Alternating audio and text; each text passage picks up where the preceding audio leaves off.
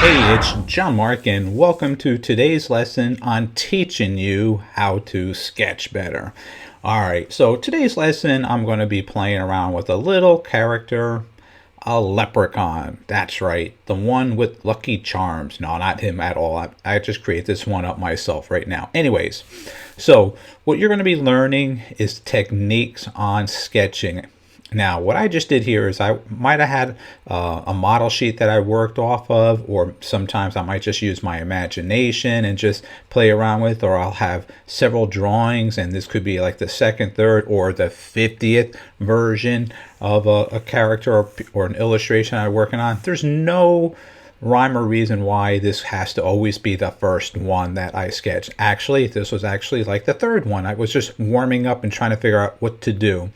So in this case, I felt comfortable with this one when I was working on it. So this is why I am sharing my third version, not my first. But yes, this was working off of my creativity and what I had in my mind, what a little leprechaun might look like. All right, so as you can see, as I am sketching, and the purpose of the very beginning conversation and the thought was you may not have any references to work off. So you're going to have to play around with your imagination, your creativity. That's what sketching is all about.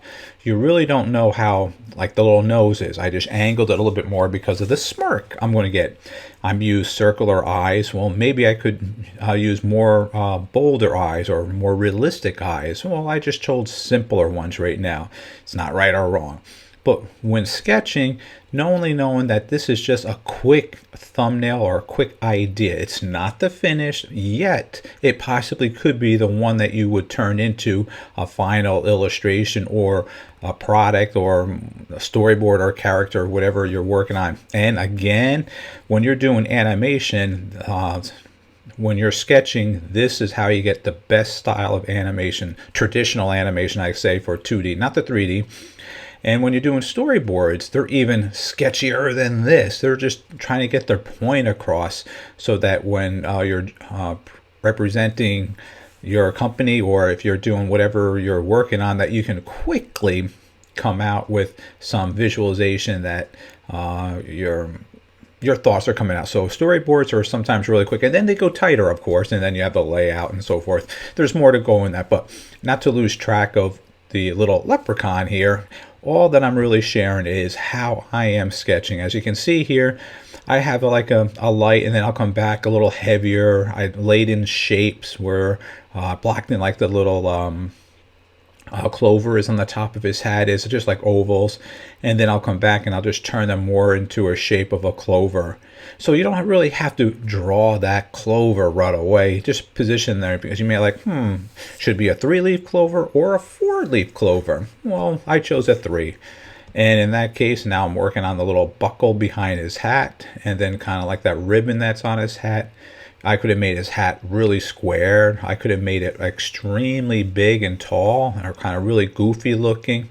I could have had a lot more hair on him and move it up. So when sketching, these are the things that you're thinking of. So if it's not the complete version that you like this one for instance, I can say, okay, keep it to the side and redraw it really quickly and change maybe the shape of the head, maybe the shape of the hat, or even the little pot where the gold is where he's sitting in. So by sketching, you're not locked into a final illustration. You can quickly change that on with another illustration quickly. So you're not spending hours on it. It's like, oh, I did so much drawing on this, I can't change it because I spent so much time on it. As fast as you're seeing I'm doing it right now, that's how fast I could do multiples. So right now we're looking at almost almost 4 minutes right now or so that I've been drawing this illustration. But I'm going slower now because I'm trying to find out some more detail and more visualization on the illustration. So like I'm putting more coins in the back, I'm shading them, giving them 3-dimensional feel to it. I could have had some coins on the bottom falling out. I didn't do that. Add a rainbow or more clovers on and around the bottom of the pot. Any of these things you can easily do with another sketch.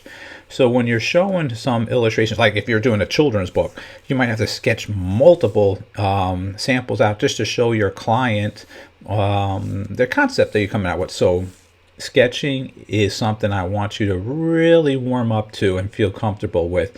And the better the sketching you do, the more practice you get. So sketch minimum 30 plus minutes a day and you'll get better, whatever you can pick up on. As you can see here, I just threw some background in there, some little bushes and shrubs, and just gave the lines in there to give some dimension. Very simple. This is no final piece of illustration. It's just a sketch.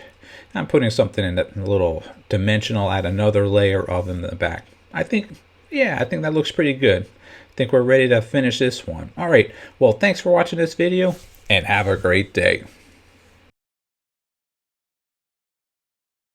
Don't forget to stop at our website. That's jmg-studio.biz. If you enjoyed this video, I'm sure you're going to enjoy our latest drawing book that's now available on our website, How to Draw 50 Cute Cartoons. So make sure you stop at our website. That's jmg-studio.biz. And thanks a lot.